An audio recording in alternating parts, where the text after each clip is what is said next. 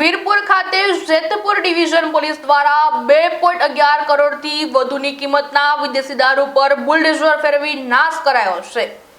રાજકોટ જિલ્લાના વીરપુર ખાતે 31 ડિસેમ્બર પહેલા જેતપુર ડિવિઝન હેઠળના વિવિધ પોલીસ સ્ટેશનોમાં પ્રોહિબિશનના ગુનાઓ હેઠળ જપ્ત કરવામાં આવેલા કરોડોની કિંમતનો વિદેશી દારૂ અને બિયરનો જથ્થો આજે પોલીસ અને વહીવટી તંત્રની હાજરીમાં નાશ કરવામાં આવ્યો હતો।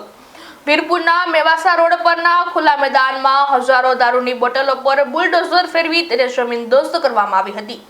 વીરપુર સહિત 4 પોલીસ સ્ટેશનો વિદેશી દારૂનો મુદ્દામાલ એકત્ર કરાયો।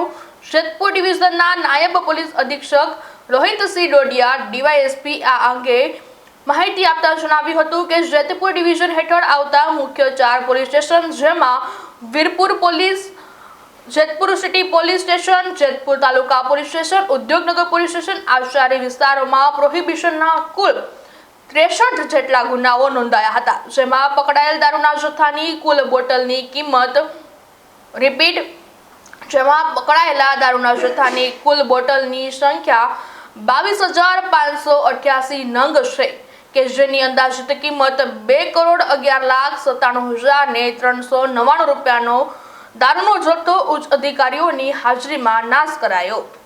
આ નાશ કરવાની પ્રક્રિયા માટે નિયત કરવામાં આવેલી કમિટીના અધ્યક્ષ અને ગોંડલ એસડીએમ ગમારાની અધ્યક્ષતામાં આ સમગ્ર કામગીરી કરવામાં આવી। આ તકે જેતપુર ડીવાયએસપી રોહિતસિંહ ડોડિયા, એક્સાઇઝ વિભાગના અધિકારીઓ તેમજ વીરપુર પોલીસ સ્ટેશનના police inspector PI SG Rathod ખાસ ઉપસ્થિત રહ્યા હતા। તમામ મુદ્દામાલને રોલર અને જેસીબીની મદદથી તોડીને તેનો સંપૂર્ણપણે નાશ કરવામાં આવ્યો છે।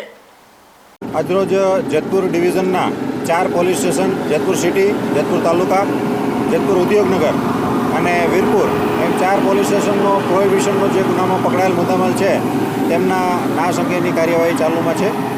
આ કમિટી છે એના અધ્યક્ષ એસડીએમ શ્રી ગમારા સાહેબ, અત્રેથી હું તેમજ એક્સાઇઝ વિભાગના અધિકારી તેમજ દરેક પોલીસ સ્ટેશનના પીઆઈ તેમનું જે મુદ્દામાલ ટોટલ છે 22,588 બોટલ જેટલી, જેની કિંમત 2,11,97,399 જેવી થાય છે।